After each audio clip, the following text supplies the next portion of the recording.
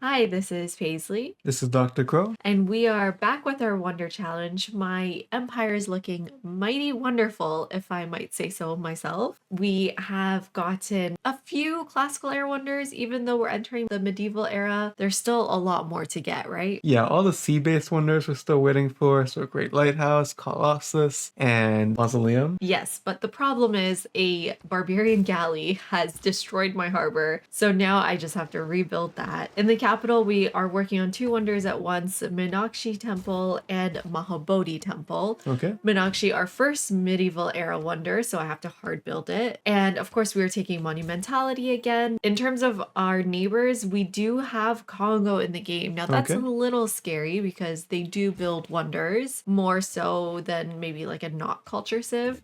But no need to be scared. I got Mahabodhi Temple. Mahabodhi Temple, very nice. So this is the temple on the site where the Buddha is said to reach enlightenment. And it was built actually first during like Ashoka's period. Who is the Civ 7 in leader? Civ 7, and it was kind of rebuilt over time. It got a little bit damaged during the Delhi Sultanate in the like 1400s, and it was kind of in ruins, and then the British did this sort of antiquarian project of renovating it. We don't exactly know how authentic the representation is. And what about the bonuses? It gives you 2 apostles, which I'm going to use to evangelize my religion. Yeah. So what's up with the apostles? Buddhism really was a missionary religion, right? It was one of the first religions to really actively spread internationally across empires. In China, Southeast Asia, Japan, of course, it's become the state religion. And thank you to Source of Beings for answering my question. My religion bonuses, like my Pantheon bonus, does matter for when I use builders for production. Thank you. And also, speaking of comments, John did let us know that the Petra model is actually not the treasury, like we said in the last episode. It's the monastery. And if you look closely, one of the giveaways is not only the wider model of the monastery is represented in Civ 6, but there's no pediment, which is the sort of triangular roof in the facade of the treasury that's missing in the monastery, and it's also missing in the Civ 6 model. So it's definitely the monastery in Civ 6. In Beijing, I'm starting all of them at once. I've put down Mausoleum, I've put down Colossus, and I've put down Great Lighthouse, and I'm just going to cycle between them. So where would you like to start? Well, let's start with Mausoleum, since we've been there. Yes, we have. So Mausolus, a very humble guy, started the tomb before he died. And Is humble a joke? yes. But actually, it was completed by his sister wife, not like the Mormon sister wife, literally his sister and his wife, Right. Artemisia II. Yes. Very interesting figure. I mean, she took control of the city of Halicarnassus, which is modern day Bodrum in Turkey today. Actually fought a very successful war against Rhodes and used the proceeds to fund the mausoleum and get its construction finished, although she didn't live to see it completed. And this is not Artemisia I, who is also a very strong naval commander who fought against the Greeks. She is also Greek, but she fought with the Persians. This is Artemisia II. Right. Yes, Bodrum or Halicarnassus was a, Hellenistic city-state, but it was part of the Persian Empire. And when we went there, there's nothing left, not even a column. No columns, but there's a pit. But as you can see here, it is quite a large structure, and a lot of it is no longer in the location. And one interesting thing about it is that if you go to that area of Turkey today, you'll find a lot of these tombs that are above ground. You mean the Lycian The tombs? Lycian tombs. We believe that the model for the mausoleum was based off of those tombs. And the bonuses, it's like a sea Petra. What is up with that? I think it's just to kind of show how Halicarnassus was a naval city-state. In Chengdu, I am working on University of Sankore. Sankore? Sankore? Yes. Was it? Ooh. Fancy. Fancy. And here we got the University of Sankore. Yeah, someone did say they were looking forward to us talking about it, so hopefully you did your research. Well, yeah, a little bit. It's in Timbuktu. There are 3 sort of main mosque complexes, and Sankore is one of them. It's kind of given this title university, but they're a little bit different from universities in medieval Europe because here you get your degree from a specific scholar. Right, this is the Ijazah system. And, you would spend your time doing this curriculum with your teacher, rhetoric, math, astronomy, medicine, these kind of sciences, as well as Quranic instruction. And the architecture of it is very interesting and unique to West Africa. It's made out of mud, but the slats you see coming out of it, I believe, is to both like a sort of scaffolding so you can constantly go go up and reapply the mud, but it also helps structurally. But again, I'm not an expert in West African architecture, so if anyone knows more, please let us know. But we do see this sort of architecture as well in the Songhai Empire that's coming up in Civ 7. So we'll probably talk about it more then. Yeah, and the University of Sankore was actually sponsored by Askia of Shanghai. And in terms of its bonuses, it gives you science, faith, great scientist points, as well as some bonuses related to trade routes. Right, well, this makes sense. I mean, Timbuktu is both an immense trading site with caravans going all across the Sahara Desert, plus an immense center of learning. And even today, the manuscript collections in Timbuktu are really incredible. And actually, this is the first medieval wonder I get. I chopped it out faster than Meenakshi Temple. And here we get Colossus, so going a little bit back and forth in time. Right. This is, like we discussed in the last episode, on Rhode Island, not the state, the actual island. Yes. Which, Rhode Island, the state, not even an island. No, there is no Rhode Island in Rhode Island state. But yes, the Colossus only lasted 54 years, quite a short period of time. It was stone, and then it had a kind of iron lattice that was attached with bronze plates. Oh, so it's not gold like we said in the last episode. It's bronze. Bronze, for sure. And it is said that the Caliph Muawiyah carted away the remains of it, but this seems unlikely to me because... To you specifically? Well, to anyone, really, because it's saying that there were immense piles of extremely valuable metal sitting around in the city for hundreds of years. And I'm not a big fan of Muawiyah, but I don't think we can blame him for this one. Okay. And for its bonuses, it gives you gold, great admiral points, and a trade route capacity. Kind of generic, maybe, but it's about Rhodes as this trading city, naval city, mercantile spot. Definitely generic. Very generic. And okay, so let's go on to the next wonder I'm working on, which is Meenakshi Temple. Now, I do want to say we're not an expert in every topic, obviously, and we are on low sleep because our baby's going through a sleep regression. Yeah. But could you try your best with this one? Yeah, well, this is in Madurai in South India. It's a Hindu temple. It's the goddess Parvati. Here, she's a central figure. Her consort Shiva is a secondary figure, but normally Shiva will be like the more central figure.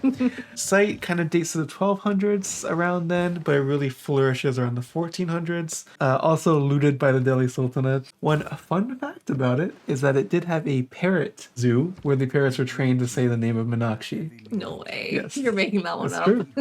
That's a total made up fact. This is a site of a lot of very spectacular religious celebrations. There are many, many festivals that take place at this temple. And it really is a kind of spiritual site, even in its design. It's designed to represent the kind of microcosm of the world. And its bonuses is +3 faith and 2 gurus.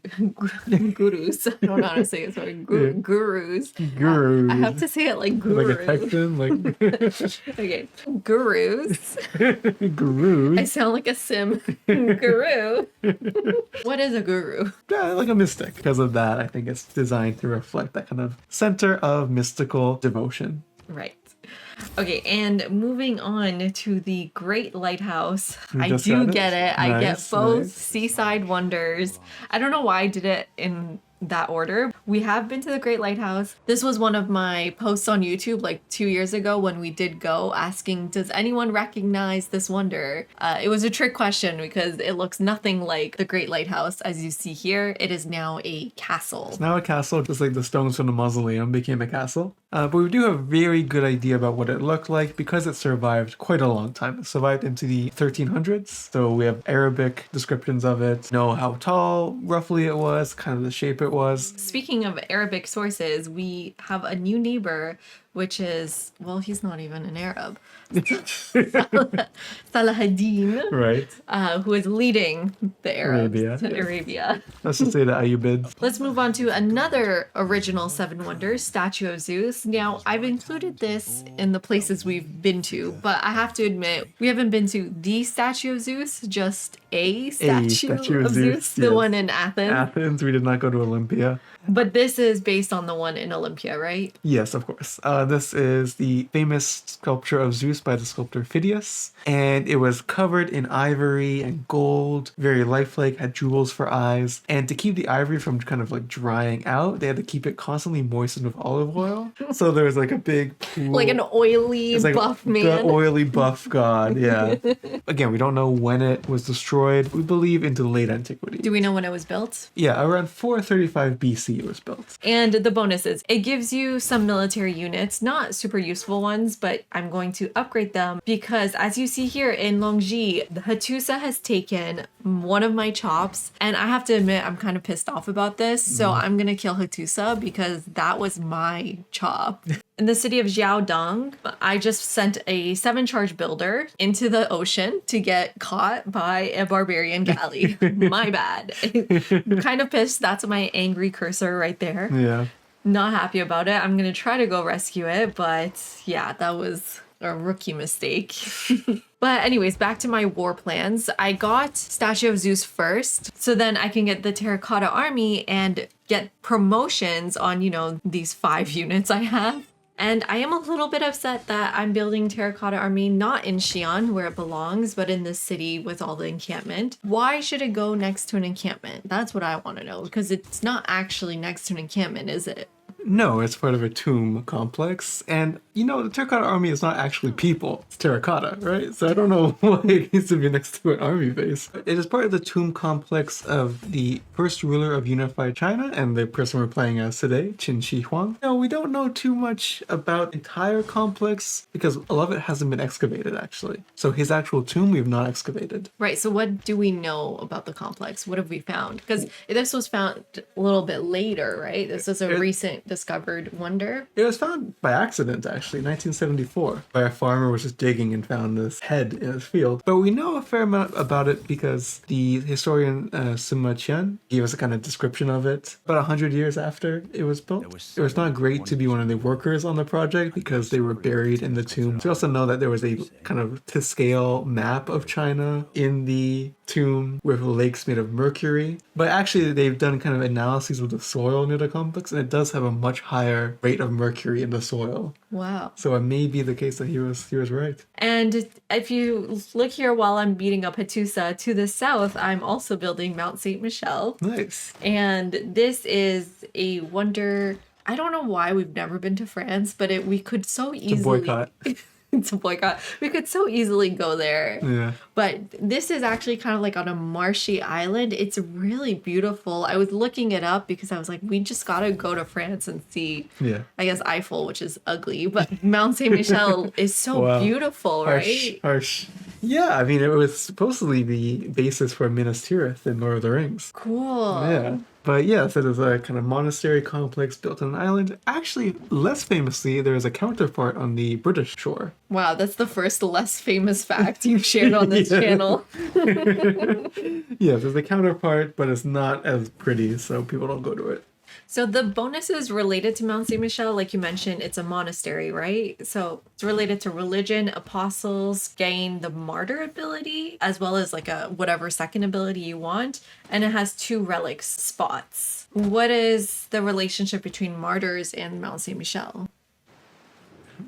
Dr. Crow is shaking his head. No. Don't ask me that. It's got some relics in there, reliquaries maybe. I don't know. I've never been there, but If we had gone, maybe you would know. Right. It also gives you, I think, some defensive bonuses, which relates to its location. Is there a road to Mount Saint Michel? There is. It's kind of causeway. Historically, it would have been flooded, so you would have to wait until low tide, and then you could go across. Normally, it would be, And because monasteries were often raided, especially during the Norman period, the Viking period, they were juicy targets for raids. So Don't say the that. more defensive you could make it, the better. And thank God in the game they don't make you put it on like a single marsh tile island because that would be impossible. It just has to go on a marsh. And I get Hattusa into my empire. I thought this is probably the best use of my quote unquote army. And it's also probably the best place for Chichen Itza, which I'm placing down now. Nice. In the capital Xi'an, I am working on Casa de Contracion. I don't think that's how you say it, but that's how I'm gonna say it.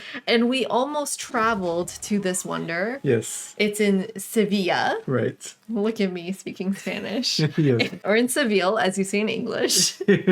And there is actually a post on Civ Fanatics I saw today. It describes what we figured out when we went there. This actually isn't the right building for Casa de Contracion. Yeah, so they use the archive building as the model for the Civ 6 sixth wonder. But actually, it would have been in the Alcazar, which is the kind of main fortress of Sevilla. And in terms of some of the other wonders coming up, one of my issues is I don't have a lake tile in my empire, and I cannot build Huey without it. So my boats are kind of going off to search for a lake tile. And here we go. We got Mont Saint Michel.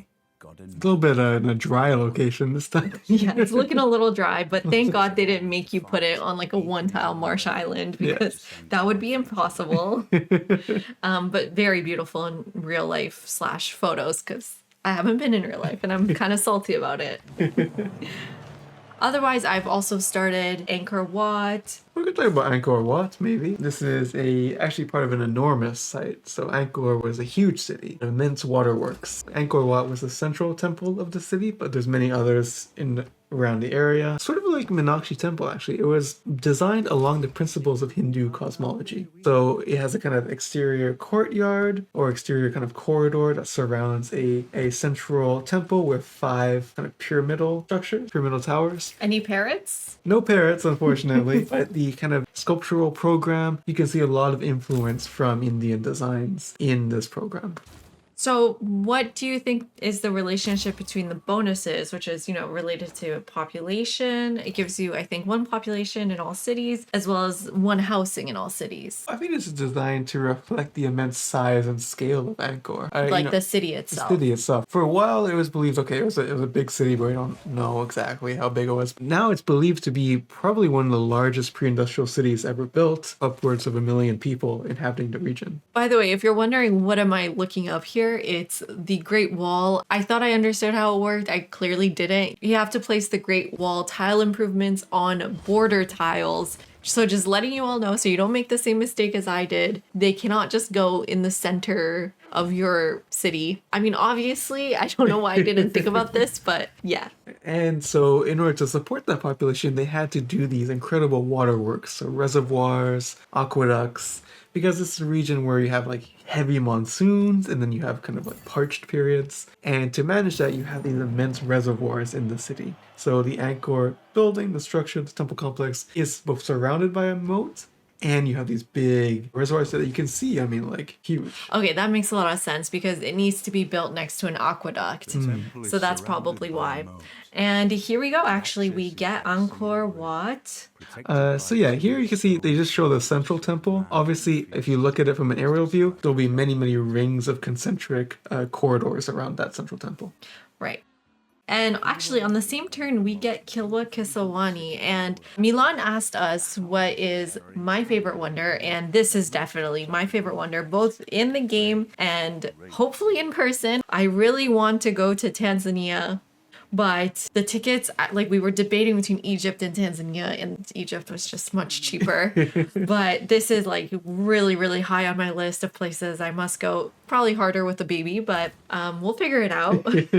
And also Zanzibar seems like one of the coolest places to visit. Yeah. And of course, it's in East Africa. Do you want to talk a little bit about Kilwa? Yeah, so this was a city-state. It refers to a whole city-state that was the center of a kind of trading empire. And, this is an Indian Ocean trading network. So you have coins, you have materials coming from India, from Indonesia, from Persia, from Arabia, all kind of transiting through this area. Yeah, it was burnt down by the Portuguese. So now what's left is kind of the footprint, and it's kind of in ruins. Yeah. But there's still something there. For sure. There's the structures there. It's not like Colossus. No. There's stuff to see. And, it still is a town. There's still people who live there in the area. And one interesting thing about it is actually, according to the kind of local beliefs, there's actually an exile from Shiraz in Iran that was kind of founding that dynasty. Right. That's something we talk about. Is there's a lot of Persian names, and it's probably because of the influence and the trade routes, probably from the Sassanid period onwards. So it's very interesting to me. And in the capital, I've been working on Casa de Contrastación. That's how I'm going to say it. They based it off the model for the archive because it's a very kind of distinctive building, but at least according to the Post, it was a mistake. It was a mistake, and because it's on Wikipedia. And it was actually the actual offices were located in the Alcazar, which is the name generically for the fortresses in Spanish cities. Which is kind of a big miss because the architecture of the Alcazar is so interestingly Andalusian. This archive is not. Right, it's a very Baroque looking kind of building. I wish we'd gone to see it. We did not. Yeah, we didn't know it was there. No. And pretty much soon after, I got Kotoku in the capital as well. Nice. Now, this is another Buddhism-related wonder. I know this because of the statue. Right?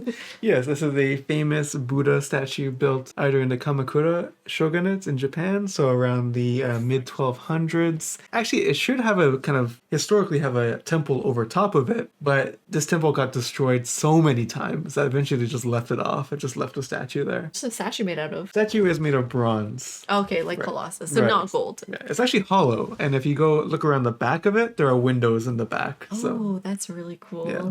And it gives you warrior monks, the most useless unit in the game. yeah, I mean it's related. This is the period that Zen Buddhism is forming in Japan, and historically Buddhist monks in Japan were actually kind of like mercenaries at times too. So And in Hattusa, I finish off Chichen Itza. This is also Jungle Petra, people call it. Right. And why is that? I mean, right, I mean this is kind of showing how the Mayan civilization was able to build these enormous monumental structures out of land that was very difficult, right? I mean the soil there is a kind of porous soil, so it's very hard to maintain like water. So they had to have these kind of cenotes, like sinkholes, to keep drinkable water. and so I finally lost my first wonder. Ooh. The worst wonder in the game. Anyways, nobody likes it. Just ask Ursa Ryan. Right. The worst place known to man, Oxford University. I even put in a great engineer charge into the Oxford and I lost it. I finally broke my streak of Okay. getting every wonder. Thank God we never did a conference at Oxford, huh? Yeah, this household is a Cambridge only household. No Oxford related people allowed in our lives. No Oxford University press books entering this house. We still have a few left that we've been to. Right. So in the next episode, I'm going to start off going straight for those ones because I'm definitely nervous now. Right. See you in the next one. See you.